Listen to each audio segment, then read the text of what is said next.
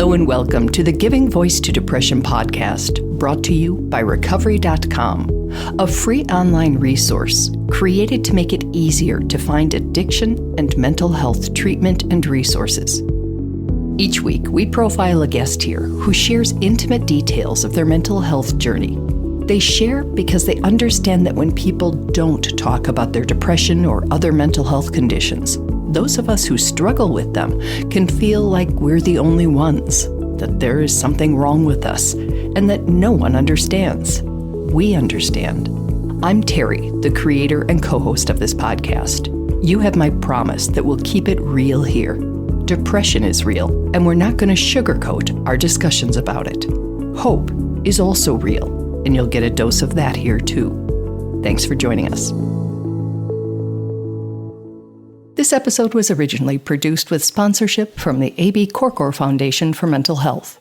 We record a couple new interviews each month and also replay some of our best ones from the archive so that newer listeners don't miss out on those.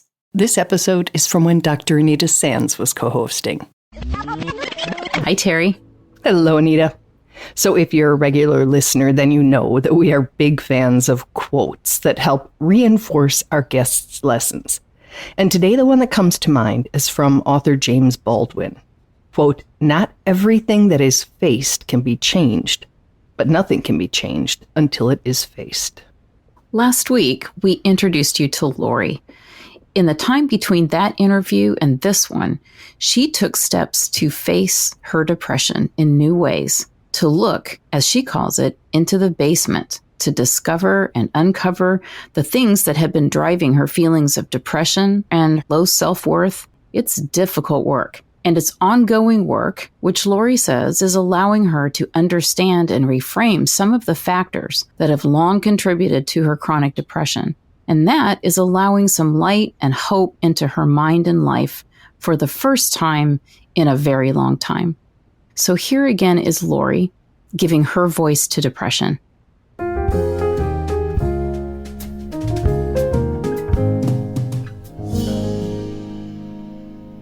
For nearly a decade, Lori has lived stuck in a place she describes as about halfway out of depression's pit. The black, dark pit that when you're in a really bad depressive episode, you're at the bottom and you can't even see up through the pit to see that there's any blue sky or sunshine.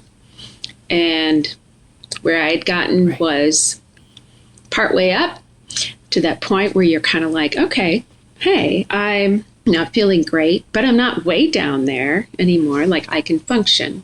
You can see that there's blue sky and sunshine up there, but you can't really access it from where you are. And then that's just where I stopped. It never got any better than that.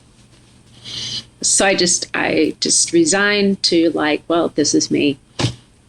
For whatever reason, I just can't do life well. So. And that choice of words, I can't do life well, it sounds like you thought it was a failing on your part. Yeah. Yeah. Yeah. So I was to the point where my counselor was saying, maybe it's time for you to try another program, another something to, plug into, to go to maybe see if something more intensive would help in some way. And I'd done those before, so I wasn't thrilled about it, but I was like, okay. Lori says she found a place that looked a little different, and after working with her therapist and insurance company, she signed up for a 3-week program at the treatment center. Lori says that one of the most important things for her there was meeting and getting to know other people who also live with persistent depression. I didn't know anybody at all like me that just lived with that all the time depression. So that really fed my brain even further with the thinking that it was just me, like something is wrong with me, that I just can't do this and stuff. So one of the things in going there is that I did meet other people that live how I was. What's the difference in knowing that you're not the only one? It maybe just took a little bit of the burden off of me, just thinking that it was just me. like, okay, there are other people in the world that live with this every single day. And, and they're very, very wonderful people. So then you had the opportunity to be exposed to a number of different tools, some new, some you'd already used and tried. And what? It did make a difference for me. It did. I'm not like magically cured, but I didn't think that I would feel kind of the way I am right now ever again. That bears repeating. Lori says she didn't think she would ever again feel the way she feels right now. In fact, here's how she described hope in our original conversation. A lot of times with depression, we talk about hope and healing, and those are absolutely important. But I don't have a lot of that. It's been like this for over 8 years, and we tried all sorts of different things. Tried different, meds, tried this. And so you just have this sense of, I guess I just am going to stay broken. We share that because we know some of you listening have also lost hope. You may believe you have tried everything, and that because nothing has helped, nothing will. And we know it's hard to hear that something might change when your depression is telling you that you will always feel the way you do right now. But something might. I always wanted somebody to fix me. I'm like, why can't somebody fix me? Why can't drug and meds fix me? Why can't it counsel? Why can't I fix? And they said, you don't need to be fixed because you're not broken. You're not broken. You're a wonderful, beautiful human being. And they would say you're just stuck. So you have it in you to just try something different. So I felt a little cynical at first, but I felt like a little shift.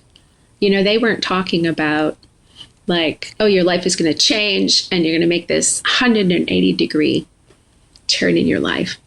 But can you be open to making just a small shift, a really small one?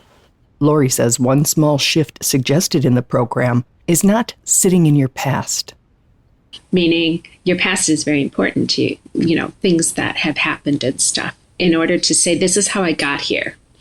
But then they were like, so now what? How do you get through the rest of your life? So it was like a shift in thinking. Say the path I was on before, the journey I was walking, the path I was on, it just led to the same place. It just, no matter what I tried meds, changing meds, going, whatever, I kept on that same path. And it just gave me what it always gave me, which was the resigned feeling of depression and failure. Yeah. So they said, what if you're willing to shift your thinking and your feeling like 1 degree, not like 108, like 1 degree, and maybe take some steps on that path. And are you willing to try that? Because if you can do that, just take 1 step, 2 steps, but then maybe take another one and step. Just that small shift is going to change where you are headed. Think of an airplane, Lori says. The slightest change in its course will bring it to an entirely different destination. So just like 1 degree, or hell, even a half a degree or whatever. So it's not about an end point. I mean, it's not trying to get somewhere. It's the journey, right? And that gave me like some hope. Like, okay, and if this isn't quite right, maybe I can make another shift. You can make little shifts all along the way. But if I change my autopilot, at least I know I'm not on that old path, going to the same place it's always gone. And that made sense to me. It made sense to me. It's not easy at all. I still have lots of challenges. I think I'll always have depression in my life, but it's just the small changes and continuing to take another step each day, just 1 day at a time, 1 day at a time.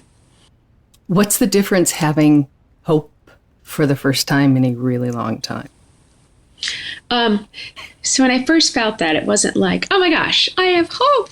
It was tiny. It was like a pinprick in the darkness. It was kind of like it piqued my interest. You know, and so it just kind of like spurred me to be more open. I mean, I was like, okay, I'm just going to be open. I'll try anything. I will try anything. Right. Pretty much, you know, to not have to live this way. The way Lori has come to explain how she was living is in a box. And those pinpricks that let in some light were tiny holes in that confinement. And for me, what was driving it was a lot of shame and just having kind of like the core belief of having to earn my worth. That's a gross simplification. Obviously, this took a lot of time and a lot of fun, so I can't explain it in just a few words. Oh, yeah. But, you know, I just didn't want to let anybody down. So I was severely critical of myself for anything that did not feed that need to get my worth. And so, you know, I was really critical of myself for being what I thought was a failure. You know, it led me to always taking care of things for other people because, you know, they asked me to. And so I'm like, well, I don't want to say no. I got to, you know, again, this is an oversimplification. But, you know, what it kind of made me realize is that, you know, all of this led me to like where I was living is in this box. Lori says while in the treatment center, a provider would say something or she'd have an experience or realization and kind of going, wow. And sitting with it, you know, just sitting with it and feeling it and pressing on it, kind of like pressing on that wound, you know. It was really hard. It was really painful. But it also started for it to kind of see the light of day and somehow kind of allowed it to kind of loosen its grasp on me and maybe kind of break up the clouds, you know, like the depression's lies that were clouding my brain and my heart. One paradigm shift Lori experienced was around what's sometimes called contingent self-worth. The idea that our value is earned via our productivity, income, weight, selflessness, or some other external factors. While the flaw in that logic may be obvious to people who were raised to have a healthy sense of self or who managed to learn it themselves, for all the rest of us, it could be game-changing. It felt like for the first time I realized, and somebody said this there, that my worth is a set point. Mm-hmm. It's a set point. It's not changeable. It seems simple, but I say that to myself every day to remind myself that. Which brings us back to the importance of those tiny course corrections Lori spoke of earlier. They said, so what is the most important step to take in your path? And they said, the next one.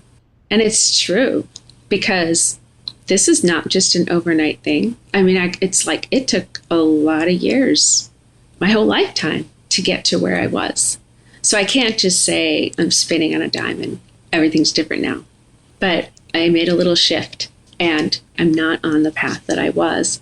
One thing that is working for Lori, who is as big a fan of metaphors as we are, is the idea of being a screen door person versus a backpack person. Meaning that there are those of us that go through life, and I was a huge backpack person, huge. And everything that happened to us, things that happened to other people, we put it in our backpack and carry it. And it just gets so heavy. And especially after a while, it just gets so heavy that even the smaller things that happen, they would absolutely just spiral me at it downward. Because it was just so heavy and I was carrying it. Versus being a screen door person. Meaning we're like the screen door on our house. So you're kind of letting life move through you. I don't need to cling to it. I don't need to judge it. I don't need to hold on to it. I don't need to carry it. We can't end today's episode without referring to the gut punch from last week's interview. Lori saying that she went to bed each night dreading the morning when she knew she would wake, wishing she hadn't. Here's Lori's take on that today. I didn't come home going, I'm cured, or, oh my gosh, I'm so better, or I'm, all these momentous changes. Mm-hmm. It wasn't that. I still just have a terrible time trying to get myself out of bed. But I don't go to bed at night fearing having to wake up the next morning. I don't wake up the next morning feeling severely disappointed because I wish I hadn't. So I do think I'm like slowly doing better. And I'm not in any rush to like get better or be happy, but I'm just noticing a lot more contentment in my days. And that's a welcome change for me. And it's enough for now.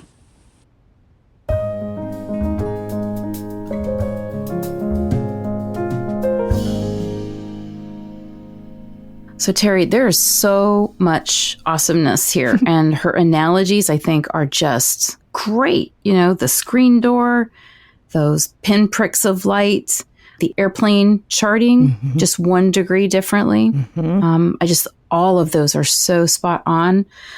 And I think as I was listening to this, the thing I loved the most was what she was learning in the treatment program when they told her that you don't need to be fixed because you're not broken. Yes. You're just stuck. Yes. I love that. I just start thinking about, what do we do if anything is stuck? What do you do when you've got a ring stuck on your finger and you can't get it out? What do you do if your car's tire is stuck in mud on the road? What do you do when anything is stuck so that you can get unstuck, so that you don't do more damage trying to get something unstuck? You work it. Yeah.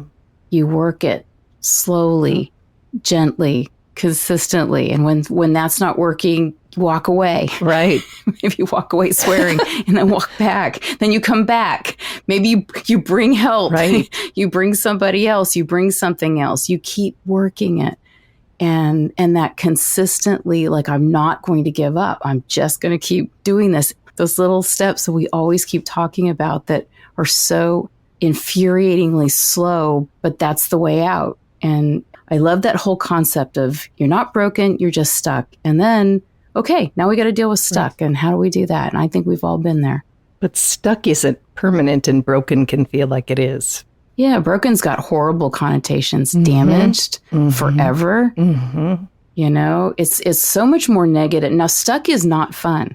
Right. Stuck is not a fun experience. It's not. But stuck to me can at least implies what? More temporary, more like I can get unstuck. There's stuck and unstuck. But then there's broken and repaired, but never unbroken. That's right. So I like stuck and then we'll get unstuck. Yeah. And then again, I just think that process of getting unstuck makes sense to us, that it's going to take time. We need to be gentle.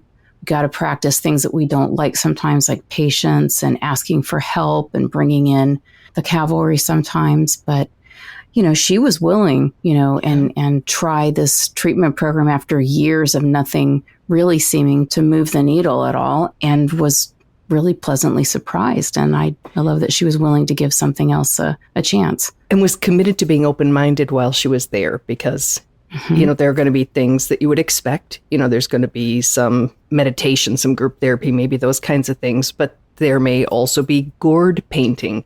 And it'd be real easy to be like, oh, hell no. I'm not painting a gourd, But the act of doing that, there was something about that experience and the person who spoke before it that also just shifted something in her mind. And I think that was one of my takeaways from talking to Lori, because I was like, oh, I really do have to be, more open-minded about that whole long list of things that just might help. I've interviewed dozens of people who've said it helps them. Why would it not, have at least a chance of helping me? So I think that being open-minded and taking, I don't want to say responsibility because it sounds like you're being irresponsible if you don't, but being willing to take some action yourself as opposed to wanting, as Lori said, someone to fix you, something to fix you. And in comparison to last week, which we talked about being a difficult episode because she was in a really hopeless place, and hopeless is, talk about stuck. It's a dangerous place to be stuck. Yes, it is. To feel like stuck with no hope, as opposed to temporarily stuck and we're still working it. We're still trying. We're still, we're still waiting for the thing that will get us unstuck. Haven't found it yet. That great word, yet. Yep. Yet. The power of that. I haven't found what gets me unstuck yet. Exactly. Exactly. And sometimes the same thing that you tried 5 years ago that didn't get you unstuck might work this time. It's just really interesting to see what will work for each person at different stages of their life, at different times with different episodes of depression. So I always just say, you never say never. You don't try to predict things. Stay open-minded as much as you possibly can. Even when you feel like you have all of the evidence to show that you've tried, hasn't worked. Mm-hmm. So then you want to make the prediction that nothing is going to work. And you want to reject that last part and just say, never say never. Let's give it another try. Because we're worth it. I mean, that sounds like a bumper sticker, but it's really true. Mm-hmm. And it's really hard when you're in it because, of course, every message you're getting is nothing will change and you're not worth it. But that's the lie. That is it. Depression lies. I just want to say thank you again for Lori for spending so much time and being willing to share her story with us. And so many of the things she learned, because whether we have the opportunity to go to a treatment facility or not, it probably wouldn't be that one. And so it's nice that we got to benefit from her experience. Mm-hmm.